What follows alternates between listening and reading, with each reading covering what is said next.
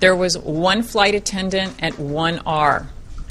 That flight attendant is hospitalized, and she was pinned by one of the evacuation slides that deployed inside of the aircraft.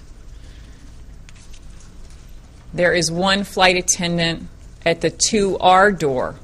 She was also pinned by one of the evacuation slides that deployed inside of the aircraft. She was hospitalized. She broke a bone in her lower leg. She's been released, and she was interviewed by our investigators. There was one flight attendant at 3R, and that flight attendant was hospitalized.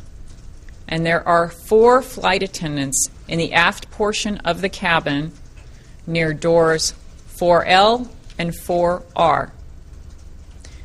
3 of those flight attendants and their seats were ejected from the aircraft. One of the flight attendants in the rear, in the aft cabin, was found inside the aircraft with the seat. All 4 of those flight attendants are hospitalized, and they were not interviewed. It is unknown at this time why the slides inflated inside the aircraft during the accident sequence. The manufacturer of those slides has offered assistance to our investigators, and we will be retaining the slides for evaluation and testing. At around the same time, the flight attendant who was seated in 2L, and this was the senior flight attendant who was also trained as a cabin manager, he stated he looked to 2R and he could see fire outside of the window.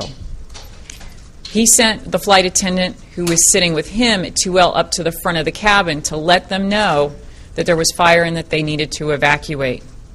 We talked about that in order to get certified, an aircraft manufacturer has to show that a fully loaded aircraft can be fully evacuated within 90 seconds.